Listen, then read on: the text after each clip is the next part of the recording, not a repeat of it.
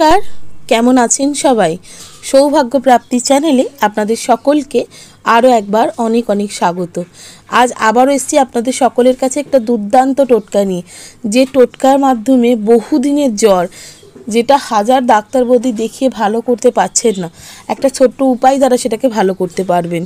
কি করবেন সেটা এই ভিডিওর মাধ্যমে আপনাদের সকলকে জানাবো।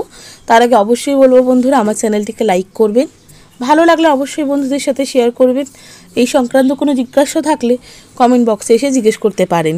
সাবস্ক্রাইব করে বেল বাটনটা প্রেস করে রাখবেন, যাতে আমি যখনই নতুন কোনো ভিডিও দিই না কেন সেটা সরাসরি আপনাদের কাছে পৌঁছে যায়। তো চলুন বন্ধুরা, ভিডিওটা শুরু করি। এমন বাড়িতে মানুষ থাকে কিছু কিছু, যারা দেখবেন প্রায়শই জ্বরে ভোগে। এই আজকে জ্বর আছে, খানিক্ষণ বাদে জ্বর ছেড়ে যাচ্ছে, আবার পরে জ্বর আসছে, ওষুধ খাচ্ছে জ্বর কমে যাচ্ছে, কিন্তু জ্বর আসছে। এরকম অবস্থা থাকলে অনেক সময় দেখা যায় শির দ্বারাতে কিন্তু জ্বর থেকে যায়, যে কারণে যতই ওষুধ খান না কেন, ওষুধ যখন খাচ্ছেন তখন জ্বরটা কমছে, তার পরক্ষণে আবার জ্বর আসছে। এরকম যদি বারবার হতে থাকে, তাহলে যে ব্যক্তির এটা হচ্ছে সেই ব্যক্তিকে কোথাও রোদে শোয়াবেন।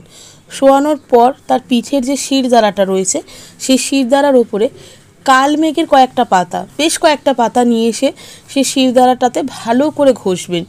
2-3 দিন এই ক্রিয়াটি করলে আপনারা দেখবেন সে যে ঘন ঘন জ্বরে ভুগছিল, কিংবা বারবার জ্বর আসছে জ্বর ছেড়ে যাচ্ছে, এই যে সমস্যাটা বারবার হচ্ছিল, সেই সমস্যার হাত থেকে কিন্তু সেই ব্যক্তি মুক্তি পাবে।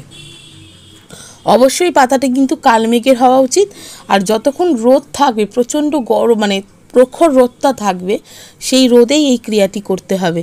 উল্টো করে শুয়ে তার শিরদাঁড়ার মধ্যে কালমেঘের পাতাটিকে ভালো করে ঘষবেন।